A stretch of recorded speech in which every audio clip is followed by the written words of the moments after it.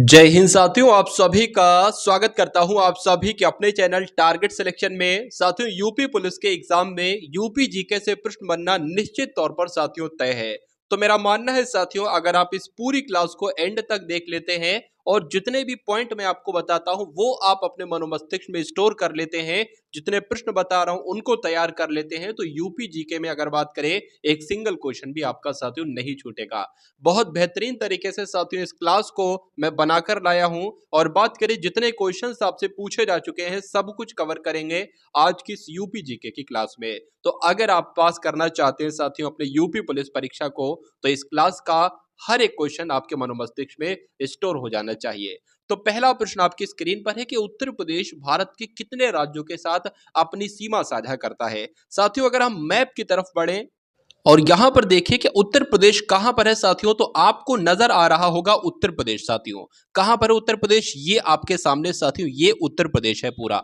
तो अब हम सबसे पहले साथियों ये देखते हैं कि कितने राज्यों की सीमा साथियों टच हो रही है अपने उत्तर प्रदेश से। तो बात करें, देखिए पूरब में साथियों अगर बात करें तो पूरब में बिहार है, तो ये आपका एक राज्य हो गया जो उत्तर प्रदेश के साथ अपनी सीमा साझा करता है। उसके अलावा साथियों झारखंड हो गया, उसके अलावा नीचे साथियों छत्तीसगढ़ है, छत्तीसगढ़ की यह सीमा थोड़ी सी मिल रही है। तो बिहार हो गया, झारखंड हो गया, छत्तीसगढ़ हो गया साथियों। उसके अलावा आप देखेंगे मध्य प्रदेश की सीमा भी यहां पर साथियों लग रही है। अगर बात करते हैं साथियों राजस्थान की सीमा भी लग रही है उत्तर प्रदेश से, आप लोग देख पा रहे हैं ये सीमा राजस्थान की और ये लग रही है। उसके अलावा साथियों दिल्ली की भी और हरियाणा की भी लग रही है। अगर बात करते हैं साथियों उसके ऊपर बढ़ते हैं तो यहां पर आप लोग देखेंगे उत्तराखंड की साथियों भी लग रही है यहां पर, और हिमाचल प्रदेश की भी लग रही है। तो कुल मिला के साथियों कितने हो गए? 8 तो राज्य हो गए और एक केंद्र शासित साथियों प्रदेश हो गया।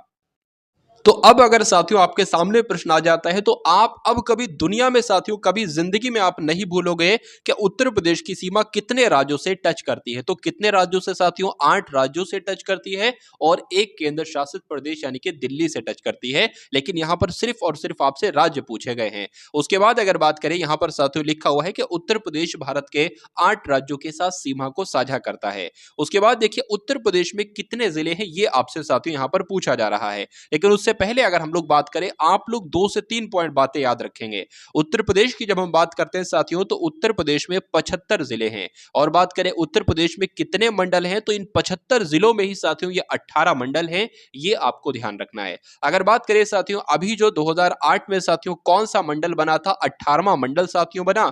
और पूछा जा सकता है कि 18वां मंडल कौन सा बना, तो अलीगढ़ की अगर बात करें, अलीगढ़ ही साथियों 18वां मंडल बनकर सामने आया।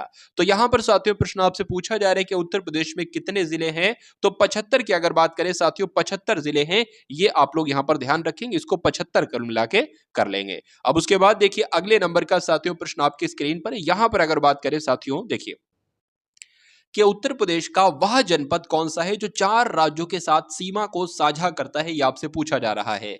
तो यहां पर साथियों एक बार देखिए कुछ इंपॉर्टेंट फैक्ट हैं, उसके बाद हम लोग साथियों प्रश्न का जवाब देंगे। देखिए भारत का अगर बात करें, उत्तर प्रदेश का कह लो या भारत का कह लो, एकमात्र ऐसा जनपद है साथियों जो 4 राज्यों की सीमा को साझा करता है। और उस जनपद का नाम क्या है? सोनभद्र उस जनपद का नाम है। ये सोनभद्र कौन से राज्य में है? तो उत्तर प्रदेश में ही ये साथियों जिला है। अगर बात करें ना साथियों सोनभद्र जो जिला है ना, पूछा जा सकता है कि कौन कौन से राज्यों के साथ अपनी सीमा साझा करता है। तो आप लोग ध्यान रखेंगे मध्य प्रदेश के साथ सीमा साझा करता है, छत्तीसगढ़, झारखंड और बिहार। इस क्वेश्चन को इस प्रकार से पूछा जाएगा कि निम्नलिखित में से कौन सा राज्य सोनभद्र के साथ सीमा साझा नहीं करता है। तो आप लोग ध्यान रखेंगे। उसके बाद अगर बात करें ना सहारनपुर की, जब हम बात करते हैं तो ये 3 राज्यों के साथ साथियों अपनी सीमा साझा करता है। सहारनपुर जो उत्तर प्रदेश का एक जिला है, यह उत्तराखंड, हिमाचल प्रदेश और हरियाणा के साथ। अगर बात करें साथियों सबसे ज्यादा क्षेत्रफल किस जिले का है उत्तर प्रदेश में, तो लखीमपुर खीरी का है। ये भी आप लोग साथियों ध्यान रखेंगे। अगर बात करें कितना है, तो 7680 किलोमीटर वर्ग है। यानी कि इतना साथियों लखीमपुर खीरी बड़ा है कि उसमें 2 गोवा साथियों समा जाएं। और अगर बात करें साथियों यहां पर सोनभद्र की अगर बात करें तो दूसरे नंबर पर है साथियों क्षेत्रफल में। कितना इसका क्षेत्रफल है तो 6905 वर्ग मीटर है। ये आप लोग साथियों ध्यान रखेंगे, 6905 वर्ग किलोमीटर है, यहां पर किलोमीटर नहीं लिखा हुआ है। अगर बात करें साथियों इस प्रश्न के सही जवाब की तो वह उत्तर प्रदेश का जनपद जो 4 राज्यों के साथ सीमा साझा करता है, तो मैं आपको बता चुका हूं साथियों, वो सोनभद्र है। आंसर आपका जाएगा ऑप्शन नंबर बी के साथ। उसके बाद देखिए अगले नंबर का प्रश्न आपकी स्क्रीन पर है। अगर बात करें सबसे कम क्षेत्रफल कहां का है, तो आप लोग ध्यान रखेंगे साथियों हापुड़ का है, और कितना है 660 किलोमीटर स्क्वायर है, ये भी आपको ध्यान रखना है। चलिए उसके बाद देखिए उत्तर प्रदेश के साथियों प्रथम मुख्यमंत्री यहां पर आपसे यहां पर पूछे जा रहे हैं, तो बताने की कोशिश करेंगे कि उत्तर प्रदेश के प्रथम मुख्यमंत्री कौन है। लेकिन उससे पहले साथियों यहां पर जो इंपॉर्टेंट फैक्ट लिखे हुए, इंपॉर्टेंट पॉइंट लिखे हुए हैं, उसको भी आप लोग एक बार अवश्य पढ़ लेंगे। तो यहां पर अगर बात करें 1961 में जब गोविंद वल्लभ पंत की मृत्यु हुई थी, तो पंडित जवाहरलाल नेहरू के समय में कौन थे, ये गृह मंत्री थे। और यही साथियों कौन है, उत्तर प्रदेश के प्रथम मुख्यमंत्री हैं। ठीक है ना। उसके बाद अगर बात करें सबसे कम उम्र के मुख्यमंत्री कौन रहे, यह आपसे एग्जाम में पूछा जा सकता है, तो अखिलेश यादव साथियों सबसे कम उम्र के मुख्यमंत्री रहे। कब से कब तक मुख्यमंत्री रहे साथियों, यह भी आपको मालूम होना चाहिए। तो जब हम बात करते हैं साथियों अखिलेश यादव की, तो आप लोग ध्यान रखेंगे 2012 से लेकर 2017 तक साथियों ये रहे, और ये सांसद भी रहे 2000 से लेकर 2012 तक, कन्नौज के ये सांसद रहे। अगर आपसे एग्जाम में प्रश्न पूछ लिया जाए कि यूपी के पहले लोकायुक्त कौन थे, तो विशंबर दयाल साथियों उत्तर प्रदेश के पहले लोकायुक्त थे। अब अगर बात करें उत्तर प्रदेश के प्रथम मुख्यमंत्री साथियों कौन थे, तो गोविंद वल्लभ पंत थे। आंसर आपका अगर है ऑप्शन नंबर सी के साथ, तो बिल्कुल करेक्ट भाई, बहुत बढ़िया, वेरी गुड क्लास। चलिए उसके बाद अगर कुछ और साथियों इंपॉर्टेंट फैक्ट की बात करते हैं, क्योंकि ये आपके एग्जाम में पूछे जा सकते हैं। देखिए अगर आपसे पूछ लिया जाए कि उत्तर प्रदेश हिंदी संस्थान साथियों इसकी स्थापना कब हुई, तो 30 दिसंबर 1976 में साथियों इसकी स्थापना हुई। पहला पॉइंट आप लोग ध्यान रखेंगे। अगर बात करें उत्तर प्रदेश संस्कृत संस्थान की स्थापना कब हुई, तो साथियों 31 दिसंबर 1976 को साथियों इसकी भी स्थापना होती है। ठीक है ना। उसके अलावा देखिए इसकी स्थापना होती है 30 को, यानी कि 30 दिसंबर को, और इसकी स्थापना होती है 31 दिसंबर को, लेकिन सन दोनों की सेम है। अब अगर साथियों बात करें, आपसे पूछ लिया जाए कि राज्य मानव अधिकार आयोग की स्थापना कब की गई, तो 2002 में साथियों आप लोग ध्यान रखेंगे कि राज्य मानव अधिकार आयोग की स्थापना की गई। आपसे पूछा जा सकता है कि उत्तर प्रदेश की पहली महिला राज्यपाल कौन थी, तो सरोजनी नायडू थी। और साथियों ये भारत की भी पहली महिला राज्यपाल थी, अगर आपसे पूछ लिया जाए। थोड़ा सा टाइपिंग में साथियों दिक्कत है, यहां पर कोई दिक्कत नहीं, आप लोग ध्यान रखेंगे। चलिए उसके बाद देखिए अगले नंबर का प्रश्न आपकी स्क्रीन पर है। पूछा आपसे जा रहा है कि उत्तर प्रदेश के पहले लोकायुक्त साथियों कौन थे, बताइए। तो अभी साथियों मैं आपको बता चुका हूं कि कौन थे साथियों, विशंबर दयाल की जब हम बात करते हैं तो ये उत्तर प्रदेश के पहले लोकायुक्त थे। विधानसभा का नेता कौन होता है साथियों, तो आप लोग यहां पर ध्यान रखेंगे। लोकसभा की अगर बात करें, लोकसभा का नेता कौन होता है साथियों, प्रधानमंत्री होते हैं। और विधानसभा के नेता की अगर बात करें तो मुख्यमंत्री को ही साथियों विधानसभा का नेता कहा जाता है। आंसर आपका जाएगा बी के साथ। उसके बाद साथियों मैं आपको बता चुका हूं विधानसभा का नेता मुख्यमंत्री जी को कहा जाता है, और लोकसभा का नेता साथियों प्रधानमंत्री जी को कहा जाता है। अभी वर्तमान में साथियों कौन मुख्यमंत्री है, योगी आदित्यनाथ जी हैं। तो आपको मालूम होना चाहिए साथियों इनका जन्म कब और कहां पर हुआ था साथियों, तो 1972 में इनका जन्म हुआ था, पचहर पौड़ी गढ़वाल में हुआ था। अगर बात करें साथियों ये अब कहां पर ये जगह है, तो अब साथियों ये जगह उत्तराखंड में है, ये भी आप लोग ध्यान रखेंगे। चलिए योगी आदित्यनाथ की अगर बात करते हैं तो इनका पूरा नाम क्या था साथियों, पूरा नाम क्या है, तो अजय सिंह बिष्ट इनका पूरा नाम है। और इनके पिता आनंद सिंह बिष्ट का निधन साथियों 2020 में हुआ था। उसके अलावा अगर बात करें साथियों आपसे एग्जाम में पूछा जाए कि हिंदू युवा वाहिनी के संस्थापक कौन है, तो योगी आदित्यनाथ जी ही साथियों हिंदू युवा वाहिनी के संस्थापक है। इन्होंने साथियों मैथ से बीएससी किया था, ये भी आप लोग ध्यान रखेंगे। उसके बाद अगर बात करें 5 बार साथियों ये सांसद बने, और इन्होंने शपथ जो ली थी वो साथियों संस्कृत में ली थी। उसके बाद देखिए अगले नंबर का प्रश्न आपके स्क्रीन पर है कि प्रेमचंद का जन्म साथियों कहां हुआ था। देखिए मैं अगर बात करूं यूपी पुलिस की, मैंने हर तीसरी चौथी शिफ्ट में साथियों देखा है, ये पाया है कि ये कोई लेखक दिया जाता है और उससे पूछा जाता है कि इनका भैया जन्म कहां पर हुआ था। ये आपसे बहुत साथियों पूछा जा रहा है। तो मैं आप सभी के लिए साथियों जो जो अच्छे अच्छे लेखक हैं, बड़े बड़े लेखक हैं, ठीक है, प्रसिद्ध लेखक हैं, उनका नाम और उनका जन्म स्थान साथियों मैं आपके लिए लेकर आ गया हूं। जैसे कि अगर आपसे पूछ लिया जाए कि तुलसीदास का जन्म कहां पर हुआ था, तो उत्तर प्रदेश के चित्रकूट में हुआ था। आपसे अगर पूछा जाए प्रेमचंद्र का जन्म कहां पर हुआ था, तब भी वाराणसी बताना। कबीरदास का जन्म कहां पर हुआ था, तब भी वाराणसी बताना। बताना, और जयशंकर प्रसाद जी का जन्म कहां पर हुआ था तब भी वाराणसी बताना, ये आपको ध्यान रखना है। उसके अलावा अगर बात करें वृंदालाल वर्मा जी का साथियों जन्म कहां पर हुआ था, तो झांसी के मऊ रानीपुर में वृंदालाल वर्मा का जन्म हुआ था। यह चीज बहुत इंपॉर्टेंट है जो मैं आपको साथियों बता रहा हूं। मैथिली शरण गुप्त का जन्म कहां पर हुआ था, इनका भी जन्म साथियों झांसी में हुआ था और झांसी के चिरगांव में हुआ था। महावीर प्रसाद द्विवेदी जी का जन्म कहां पर हुआ था साथियों, रायबरेली के दौलतपुर गांव में इनका जन्म हुआ था। राहुल संकृत्यायन की अगर बात करें तो इनका जन्म कहां पर हुआ था साथियों, आजमगढ़ के पंदह ग्राम में इनका जन्म हुआ था। उसके बाद देखिए अयोध्या सिंह उपाध्याय जी का जन्म कहां पर हुआ था, आजमगढ़ के निजामाबाद में हुआ था। और हजारी प्रसाद द्विवेदी जी का जन्म साथियों बलिया में हुआ था। उसके बाद देखिए मलिक मोहम्मद जायसी की अगर बात करें तो इनका जन्म रायबरेली में। विद्या श्रीनिवास मिश्र का जन्म साथियों गोरखपुर में। और कन्हैया लाल मिश्र प्रभाकर जी का जन्म साथियों सहारनपुर में हुआ था। तो उम्मीद करता हूं यह सब कुछ आपकी समझ में आया होगा। अब बताइए साथियों इस प्रश्न का सही जवाब आपका क्या हो सकता है, बताने की कोशिश कीजिए। तो आप लोग ध्यान रखेंगे साथियों, मुंशी प्रेमचंद्र का जन्म कहां पर हुआ था, वाराणसी में हुआ था। और वाराणसी को ही मोक्ष नगरी कहा जाता है। साथियों कौन कौन शाहजहांपुर में रहता है, एक बार कमेंट सेक्शन में आप लोग जरूर बताएंगे। उसके बाद देखिए अगले नंबर का प्रश्न आपकी स्क्रीन पर है कि किशनपुर वन्यजीव विहार ये कहां पर है, बरेली में, चंदौली में, लखीमपुर खीरी में या ललितपुर में, बताइए। इस प्रश्न के अगर जवाब की साथियों जब हम बात करते हैं तो आंसर आपका किस आंसर के साथ जाएगा, किस उत्तर के साथ जाएगा, बताने की कोशिश करेंगे आप सभी लोग। तो अगर आपका उत्तर यहां पर साथियों लखीमपुर खीरी है तो बिल्कुल करेक्ट हो जाता है। यानी कि आप लोग ध्यान रखेंगे कि किशनपुर वन्यजीव विहार कहां पर स्थित है, लखीमपुर खीरी में स्थित है। उसके अलावा साथियों आपसे यह भी पूछा जा सकता है कि चंद्रप्रभा चंद्रमा वन्य जीव विहार साथियों कहां पर स्थित है, आपसे पूछा जा सकता है। तो चंद्रप्रभा ही होगा, ठीक है ना, ये मां नहीं है, ये चंद्रप्रभा ही है। जो सबसे पहले शब्द निकला अपने मुंह से खुद ब खुद वो बिल्कुल सही निकला। तो चंद्रप्रभा वन्यजीव विहार साथियों कहां पर है, चंदौली में है। किशनपुर वन्यजीव विहार में आपको बता चुका हूं साथियों लखीमपुर खीरी में है। उसके बाद अगर बात करें कतरनिया घाट वन्यजीव विहार साथियों कहां पर है, यह साथियों बहराइच में, यह भी आप लोग ध्यान रखेंगे। और ये साथियों दुर्लभ मैदानी जीव यहां पर पाए जाते हैं। उसके बाद अगर बात करें रानीपुर वन्यजीव विहार कहां पर स्थित है, तो बांदा में स्थित है। और महावीर स्वामी वन्यजीव विहार कहां पर स्थित है, तो ललितपुर में स्थित है। ये आपको साथियों ध्यान रखना है। उसके बाद अगर बात करें कि उत्तर प्रदेश में कितने बाघ अभयारण्य है, ये आपसे साथियों एग्जाम में प्रश्न आपसे पूछा जाएगा। तो सबसे पहले साथियों हम लोग यही देख लेते हैं कि उत्तर प्रदेश में कितने वन्य, अगर बात करते हैं उत्तर प्रदेश में कितने बाघ अभयारण्य है, आप लोग ध्यान रखेंगे साथियों टाइपिंग में थोड़ी सी दिक्कत आई है आज। तो उत्तर प्रदेश में साथियों 3 बाघ अभयारण्य है।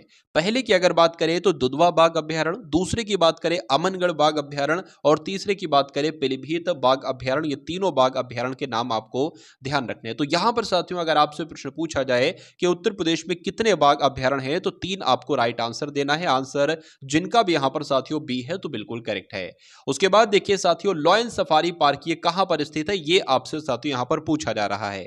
लेकिन इस प्रश्न का सही जवाब देने से पहले कुछ हम लोग देख लेते हैं कि लॉयन सफारी पार्क अगर आपसे पूछा जाए तो आपको इटावा लगाना है। अगर आपसे साथियों पूछ लिया जाए कि नाइट सफारी पार्क कहां पर है, तो यह गलत लिखा है साथियों, ग्रेटर नोएडा में है। ग्रेटर नोएडा में नाइट सफारी पार्क है। और अगर बात करते हैं साथियों लॉन्गलीड सफारी पार्क कहां पर है, तो इंग्लैंड में साथियों लॉन्गलीड सफारी पार्क है। यह भी आप लोग ध्यान रखेंगे। और अगर बात करते हैं साथियों हाथी सफारी पार्क की अगर बात करें तो ये इटावा में स्थित है। जो मैंने आपको बताया है आप उस पर ध्यान दीजिएगा। आज थोड़ी सी टाइपिंग में पता नहीं क्यों ऐसी दिक्कत आई है, कभी कभी ऐसा हो जाता है, कोई दिक्कत नहीं। लॉयन सफारी पार्क साथियों अभी मैंने आपको बताया कहां पर स्थित है, इटावा में स्थित है। आंसर जिनका भी यहां पर बी है तो बिल्कुल करेक्ट है। उसके बाद देखिए साथियों बनारस हिंदू विश्वविद्यालय के संस्थापक कौन है, ये आपसे यहां पर पूछा जा रहा है।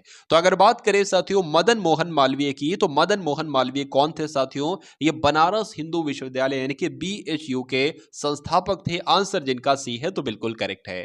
अब अगर बात करें साथियों आपके एग्जाम में पूछा जा सकता है कि सबसे पहले, क्या साथियों आपसे पूछा जा रहा है कि सबसे पहले उत्तर प्रदेश का कौन सा विश्वविद्यालय केंद्रीय विश्वविद्यालय बना। तो आप लोग ध्यान रखेंगे जो बनारस हिंदू विश्वविद्यालय है ना, यह उत्तर प्रदेश का सबसे पहला साथियों विश्वविद्यालय केंद्रीय विश्वविद्यालय बना। और यह बात तो मैं आपको बता चुका हूं कि बनारस हिंदू विश्वविद्यालय के संस्थापक कौन थे, तो मदन मोहन मालवीय थे। अगर आपसे एग्जाम में पूछा जाए कि इलाहाबाद विश्वविद्यालय की स्थापना कब हुई थी, तो 1887 में इलाहाबाद विश्वविद्यालय की की स्थापना हुई। और आपको यह भी ध्यान रखना है साथियों, जो इलाहाबाद विश्वविद्यालय है ना, यह केंद्रीय विश्वविद्यालय बना। तो यह केंद्रीय विश्वविद्यालय कब बना साथियों? 2005 में यह केंद्रीय विश्वविद्यालय बना। यह बात भी आपको ध्यान रखना भाई। बहुत बढ़िया, वेरी गुड क्लास। साथियों चैनल पर अगर आप लोग नए हैं और चाहते हैं कि एग्जाम को आप बेहद आसानी से क्रैक करें, एक सीट आप यूपी पुलिस में एक पाएं, भर्ती में सेलेक्ट आप हो, तो चैनल को सब्सक्राइब करके बेल आइकन पर क्लिक कर लीजिए। उसके अलावा साथियों डिस्क्रिप्शन में एक व्हाट्सएप ग्रुप दिया है, उसमें सारी अपडेट मैं डालता रहता हूं, जो भी एग्जाम से रिलेटिव, भर्ती से रिलेटिव साथियों न्यूज हैं, तो उस ग्रुप को एक बार ज्वाइन कर लेंगे। उसके अलावा साथियों मैंने कुछ मॉडल पेपर आपके लिए तैयार कर रखे यूपी पुलिस एग्जाम के लिए। उसमें एक ही वीडियो में साथियों चारों विषयों का आपको ज्ञान मिल जाएगा। ऐसे ही 7 से 8 साथियों मॉडल पेपर मैंने बना रखे हैं। तो वहां पर जाकर साथियों उन सभी मॉडल पेपर का एक एक क्वेश्चन आपके मनोमस्तिष्क में होना चाहिए एग्जाम से पहले पहले। अगर ऐसा है तो साथियों सिलेक्शन की फिर आप बिल्कुल चिंता मत कीजिए, यानी कि तैयारी में साथियों आपकी 4 चांद तो लगी जाएगा। उत्तर प्रदेश सरकार द्वारा पहली वन नीति साथियों कब आई, आपसे एग्जाम में पूछा जा रहा है। देखिए यहां पर अगर बात हम लोग करते हैं कि उत्तर प्रदेश सरकार द्वारा पहली वन नीति कब आई, तो आप लोग लगाएंगे 1952 में, ठीक है ना। अगर आपसे साथियों पूछा जाए कि उत्तर प्रदेश सरकार द्वारा दूसरी वन नीति कब आई, तो 1988 में साथियों आई। यह बात भी आपको ध्यान रखना है, ठीक है ना। यानी कि राज्य में कितने प्रतिशत पर वन होना चाहिए, तो 33.33% भाग पर साथियों क्या होना चाहिए, वन होना चाहिए। ये इस वन नीति में भी बताया गया था। चलिए अब अगर आपसे पूछा जाए पहली वन नीति कब आई, तो आप लोग बता दोगे कब आई साथियों, 1952 में आई। दूसरी वन नीति आई तब भी आप बता दोगे 1988 में दूसरी वन नीति आई। अब उसके बाद देखिए अगले नंबर का साथियों प्रश्न आपकी स्क्रीन पर है कि आयुष्मान भारत जन आरोग्य योजना की शुरुआत की अगर बात करें तो ये कहां पर से हुई थी, आपसे ये पूछा जा रहा है। चलिए तो इसकी अगर बात करें, इससे आयुष्मान की अगर बात करें, आयुष्मान के बारे में कुछ जानकारी हम लोग यहां पर ले लेते हैं। आप लोग साथियों ध्यान रखेंगे यहां पर अगर आयुष्मान भारत जन आरोग्य योजना की बात करते हैं तो यह भारत की सबसे बड़ी स्वास्थ्य योजना है। आपसे पूछा जा सकता है कि भारत की सबसे बड़ी स्वास्थ्य योजना कौन सी है, तो आयुष्मान भारत जन आरोग्य योजना आपको बताना है। दूसरी बात आपको ध्यान रखना है, उत्तर प्रदेश के गोरखपुर में साथियों मुख्यमंत्री योगी आदित्यनाथ जी के द्वारा इसका शुभारंभ किया गया था। पूछा जाएगा आयुष्मान भारत जन आरोग्य योजना की शुरुआत कहां से की गई थी, तो गोरखपुर से। किसके द्वारा शुरुआत की गई थी, तो योगी आदित्यनाथ जी के द्वारा इसकी शुरुआत की गई थी। बात आपको ध्यान रखना है। चलिए अब उसके बाद देखिए साथियों प्रश्न की तरफ बढ़ते हैं कि आयुष्मान भारत जन आरोग्य की शुरुआत कहां से की गई थी। साथियों मैं आपको बता चुका हूं गोरखपुर से इसकी शुरुआत की गई थी। आंसर आपका जाएगा ए के साथ। अब उसके बाद देखिए नेक्स्ट नंबर का क्वेश्चन आपकी स्क्रीन पर है। यहां पर अगर बात करें साथियों, यहां पर देखिए क्या लिखा हुआ, मैं देख लेता हूं, समझा देता हूं आपको। ये अगर साथियों बात करें तो केंद्र में योजना जो है ना मोदी के द्वारा लागू की गई, केंद्र में मोदी जी के द्वारा लागू की गई, और 5 लाख रुपए का साथियों निःशुल्क इसमें दिया जाता है, एक तरीके से इलाज के लिए दिया जाता है। चलिए उसके बाद देखिए अगले नंबर का प्रश्न है कि भारतीय चारा अनुसंधान केंद्र साथियों ये कहां पर स्थित है, ये आपसे यहां पर पूछा जा रहा है। लेकिन उससे पहले देखिए अब ये प्रश्न मैंने आपको कराया, तो अब 100% में नहीं कह सकता है कि यही प्रश्न आपसे पूछ लिया जाएगा, लेकिन 100 प्रश्न में ये तो कह सकता हूं कि जो मैंने आपको यहां पर कंटेंट बताया है इसमें से एक प्रश्न आपका पक्का पक्का साथियों फंसेगा। तो आपका काम है साथियों इन सभी चीजों को तैयार करना। अगर आप बिल्कुल सीरियस हैं अपने एग्जाम को क्रैक करने के लिए, अगर आप सीरियस हैं तो ही पढ़ेंगे, अन्यथा अगर आपको अपने माँ बाप की कोई चिंता नहीं है तो इसको छोड़कर आप चले जाएंगे। चलिए यहां पर अगर बात करते हैं साथियों, आप लोग ध्यान रखेंगे कि अगर आपसे पूछ लिया जाए साथियों, क्या यहां पर आप ध्यान मत दीजिए, मैं आपको सही तरीके से बता रहा हूं। देखिए अगर आपसे पूछा जाए कि Indian grass land and for research कहां पर स्थित है, तो झांसी में स्थित है। अगर आपसे पूछा जाए साथियों हिंदी में भारतीय चारा अनुसंधान केंद्र कहां पर स्थित है, तो आपको बताना है झांसी में स्थित है। आपसे पूछा जाए Indian institute of pulse research कहां पर स्थित है, तो आपको बताना है कानपुर में स्थित है। आपसे पूछा जाए केंद्रीय दाल यानी कि दलहन अनुसंधान संस्थान कहां पर स्थित है, तब भी आपको साथियों कानपुर ही बताना है। उसके अलावा अगर आपसे पूछा जाए भारतीय गन्ना अनुसंधान संस्थान कहां पर स्थित है, तो लखनऊ आपको ध्यान रखना है।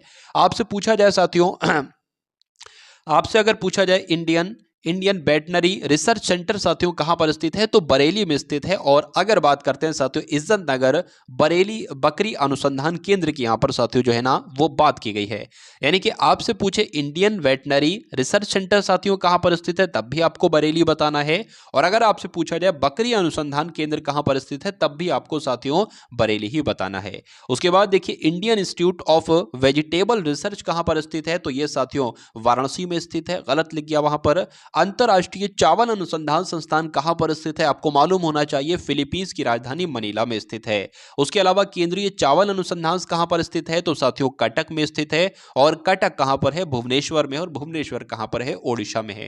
यानी कि ओडिशा के कटक में साथियों केंद्रीय चावल अनुसंधान संस्थान। और अगर अंतरराष्ट्रीय चावल अनुसंधान संस्थान आपसे पूछे तो फिलीपींस की राजधानी मनीला में स्थित है। उसके बाद देखिए उत्तर प्रदेश चावल अनुसंधान संस्थान कहां पर स्थित है? तो वाराणसी में स्थित है। इतनी जानकारी साथियों आपको मालूम होना चाहिए। तो अगर बात करें कि आप साथियों इस प्रश्न का सही जवाब दे सकते हो, तो बताइए इस क्वेश्चन का राइट आंसर आपका क्या हो जाएगा? तो भारतीय चारा अनुसंधान संस्थान मैंने आपको कहां पर बताया था? मैंने शायद आपको शुरू में ही बताया था साथियों, झांसी में स्थित है। तो कुल मिला के साथियों इस क्वेश्चन का राइट आंसर आपका ऑप्शन नंबर ए के साथ जाएगा। उसके बाद देखिए अगले नंबर का प्रश्न आपकी स्क्रीन पर देखिए और बताइए राइट आंसर क्या होगा। अयोध्या किस नदी के किनारे पर बसा हुआ है? तो ये प्रश्न साथियों आपसे मैं ऐसी उम्मीद करता हूं कि ये प्रश्न तो आपसे पूछा ही पूछा जाना चाहिए साथियों। तो अयोध्या किस नदी के किनारे पर बसा हुआ है? तो आप लोग ध्यान रखेंगे साथियों, सरयू नदी के किनारे पर बसा हुआ है। ये प्रश्न आ जाए तो अच्छी बात है, अगर ये प्रश्न नहीं आया तो इनमें से तो साथियों प्रश्न आपका बन ही जाएगा, ऐसी मैं उम्मीद करता हूं। तो यहां पर अगर बात करें यमुना के किनारे बसे शहर, तो आप लोग ध्यान रखेंगे, आपसे अगर साथियों ये पूछ लिया जाए कि बताइए बागपत कौन सी नदी के किनारे पर बसा हुआ है? तो यमुना नदी के किनारे पर बसा हुआ है। मथुरा भी यमुना नदी के किनारे पर, आगरा भी, वृंदावन भी, इटावा भी, कालपी भी, और हमीरपुर भी, बटेश्वर भी, कौशाम्बी भी, बागपत भी, इलाहाबाद भी, दिल्ली भी, ये सभी साथियों शहर कौन सी नदी के किनारे पर बसे हुए हैं? तो साथियों यमुना नदी के किनारे पर बसे हुए हैं। इसका एक बार स्क्रीनशॉट आप लोग ले लेंगे। उसके बाद अगर बात करें गोमती नदी के किनारे कौन कौन से शहर हैं, तो लखनऊ कौन सी नदी के किनारे पर है? तो गोमती नदी के किनारे पर। जौनपुर कौन सी नदी के किनारे पर? ऐसे प्रश्न आपसे पूछा जाएगा तो गोमती नदी। सुल्तानपुर, तो गोमती नदी, यानी कि गोमती नदी के किनारे पर ये तीन शहर स्थित हैं, जौनपुर, सुल्तानपुर और लखनऊ। उसके बाद देखिए सरयू नदी के किनारे पर साथियों कौन कौन से शहर स्थित हैं? तो प्रश्न में मैंने साथियों आपको बताया था कि अयोध्या की अगर बात करें तो यह सरयू नदी के किनारे पर स्थित है। तो अयोध्या की अगर बात करें यह सरयू नदी के किनारे पर है। गोला की अगर बात करें तो यह सरयू नदी के किनारे पर है। और अगर साथियों यहां पर हम लोग बात करते हैं ना साथियों, क्या लिखा हुआ है बडहलगंज, यहां पर करके कुछ यहां पर साथियों लिखा हुआ है, कोई बात नहीं, चलिए।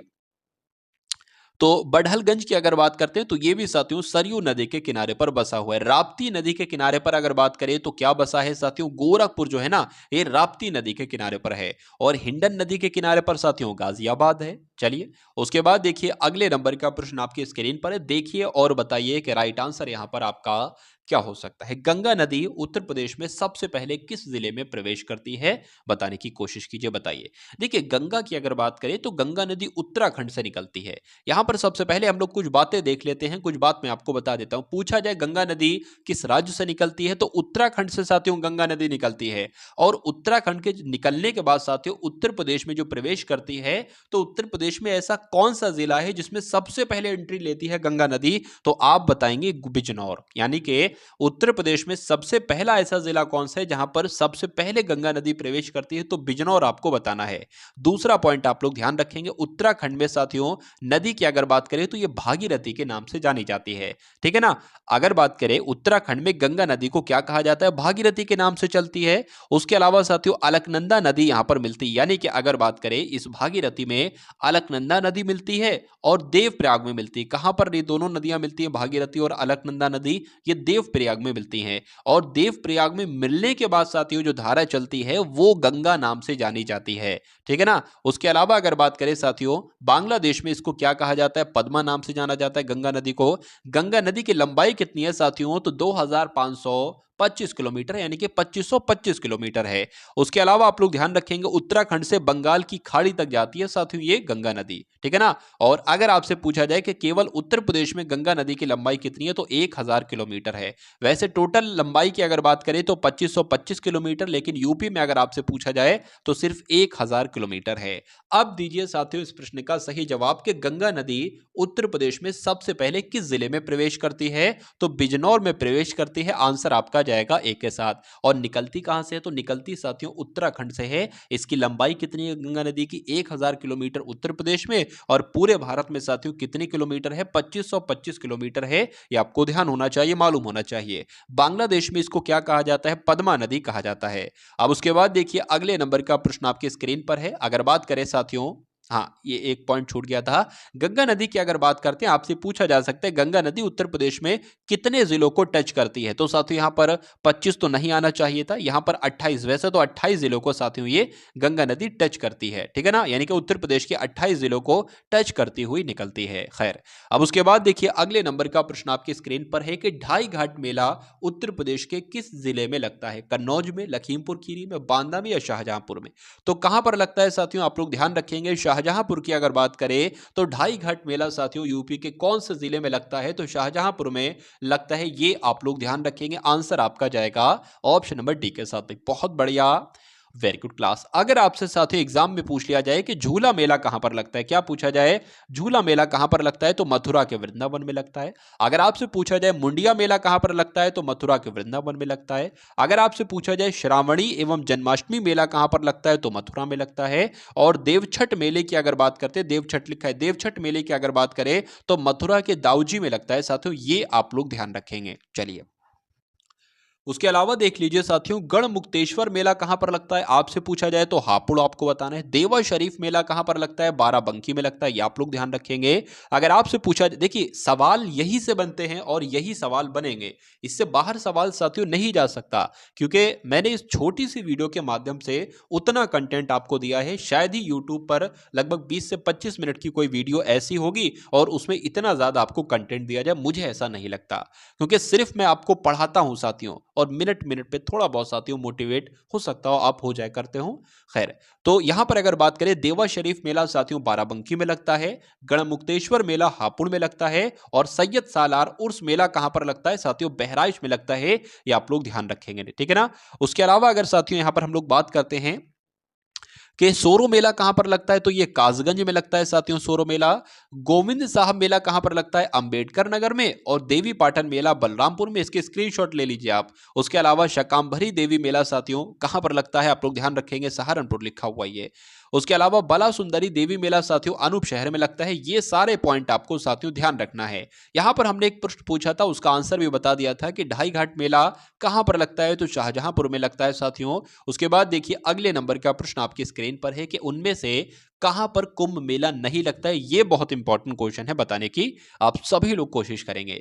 लेकिन सबसे पहले यहां पर एक बात आप लोग ध्यान रखेंगे, कुछ मैं यहां पर अगर बात करें साथियों, देखिए दो से तीन बातें मैं आपको बताऊंगा। अगर आपसे एग्जाम में यह पूछ लिया जाए कि प्रयागराज कौन सी नदी के किनारे पर है, तो आप लोग ध्यान रखेंगे गंगा नदी के किनारे पर है। ये गंगा लिखा हुआ है। आपसे पूछा जाए हरिद्वार कौन सी नदी के किनारे पर है, तो भी गंगा नदी के किनारे पर है। अगर बात करें उज्जैन कौन सी नदी के किनारे पर है, तो शिप्रा नदी के किनारे पर है। और नासिक साथियों गोदावरी नदी के किनारे पर है। ये चार जगह का मैंने आपको नाम बताया है, प्रयागराज, गोदावरी और उज्जैन और नासिक। यहीं पर तो साथियों कुंभ मेला लगता है। आपसे पूछा जाए कि कुंभ मेला कहां कहां लगता है, तो प्रयागराज में, हरिद्वार में, उज्जैन में और नासिक में। अब बढ़ते हैं साथियों हम लोग प्रश्न की तरफ। इनमें से कहां पर कुंभ मेला नहीं लगता, तो मैंने आपको बताया था साथियों प्रयागराज में लगता है, सबसे पहले बताया था। उसके अलावा बताया था नासिक में भी लगता है, उज्जैन में भी लगता है साथियों, ये मैंने आपको बातें बताई थी। नासिक में लगता है, उज्जैन में लगता है, प्रयागराज में लगता है, एक और बताया था हरिद्वार में भी लगता है। लेकिन अयोध्या साथियों मैंने आपको नहीं बताया था। अब नहीं बताया था तो यही आपके प्रश्न का बिल्कुल सही जवाब हो जाता है, और जिनका आंसर यहां पर ऑप्शन नंबर डी के साथ है तो बिल्कुल करेक्ट है।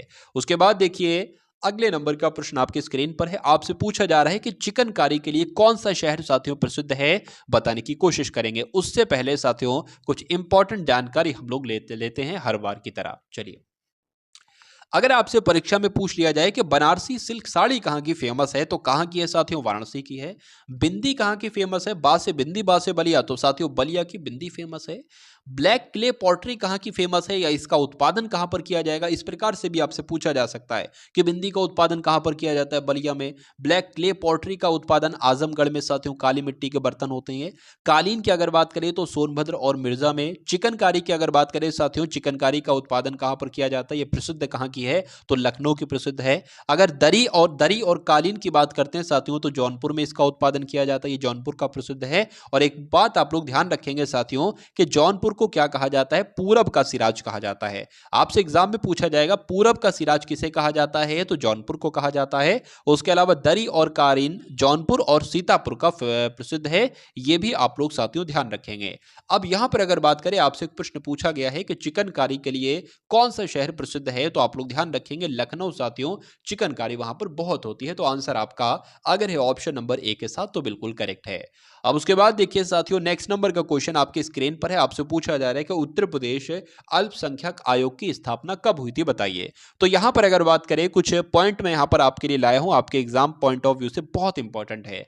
अगर आपसे एग्जाम में पूछा जाए उत्तर प्रदेश अल्पसंख्यक आयोग की स्थापना कब की गई, तो 1994 में की गई। आपसे पूछा जाए उत्तर प्रदेश हिंदी संस्थान की स्थापना कब की गई, तो 30 दिसंबर 1976 को की गई, अब आपको ध्यान रखना है। उसके अलावा अगर आपसे पूछा जाए कि उत्तर प्रदेश संस्कृत संस्थान की स्थापना कब की गई, तो 31 दिसंबर साथियों 1976 को की गई। आपसे पूछा जाए राज्य मानवाधिकार आयोग की स्थापना कब की गई, तो 2002 को की गई। साथियों ये सारी जानकारी आपको ध्यान रखना है अगर आप चाहते हैं कि आपका एग्जाम क्रैक हो और आप साथियों एक सीट कम से कम ले, किसमें, यूपी पुलिस भर्ती में एक सीट आपको लेना है। तो ये सारी बातें, ये सारे जो भी मैंने आपको प्रश्न करवाए हैं और प्रश्न से संबंधी जो जानकारी मैंने आपको दी है, वो सब कुछ आपको साथियों तैयार करना होगा। तो यहां पर अगर बात करें उत्तर प्रदेश अल्पसंख्यक आयोग की साथियों स्थापना कब हुई थी, तो आप लोग ध्यान रखेंगे 1994 में हुई थी। आंसर आपका जाएगा ऑप्शन नंबर ए के साथ। भाई बहुत बढ़िया, very good, very good, very good class. चलिए, तो यहां पर साथियों आपने ये 20 प्रश्न देखे और उससे इंपॉर्टेंट जानकारी आपने देखी। मैं पूरी उम्मीद करता हूं साथियों क्लास आपको पसंद आई होगी। जैसी भी आपको ये क्लास लगी, इसके बारे में अपने विचार की अगर बात करें तो कमेंट सेक्शन में साथियों जरूर रखिएगा, ठीक है ना। तो इस क्लास को कम से कम अपने 1 से 2 ग्रुप में तो शेयर कर दीजिएगा, वरना कुछ मित्रों के साथ इसको अवश्य शेयर कीजिएगा, क्योंकि इस टाइप की क्लास को बनाने में साथियों बहुत मेहनत लगती है। उसके अलावा एक चैनल है साथियों, बात करें व्हाट्सएप ग्रुप है वो अपना, उसको ज्वाइन कीजिएगा, उसमें सारी अपडेट्स मैं आपको देता रहता हूं। उसके अलावा अगर बात करें कुछ प्लेलिस्ट हैं साथियों, वीडियोस मैंने आपके लिए बनाई हैं, पूरे पूरे मॉडल पेपर बनाए हैं आपके लिए, हिंदी, सामान्य ज्ञान, उसके अलावा रीजनिंग, मैथ, एक ही वीडियो में चारों विषयों का ज्ञान है। बहुत सारी ऐसी वीडियोस हैं, उनको देखिएगा। अगर आप अपनी तैयारी में चार चांद लगाना चाहते हैं, अपनी तैयारी को मजबूत करना चाहते हैं, तो एक बार जाकर साथियों प्लेलिस्ट को जाकर जरूर देखिएगा और डबल स्पीड में जाकर सभी कोई क्वेश्चन साथियों देख लीजिएगा। एग्जाम आपका मेरे हिसाब से क्रैक हो जाना चाहिए। तो मिलते हैं हम सभी लोग आने वाली वीडियो में। जय हिंद साथियों।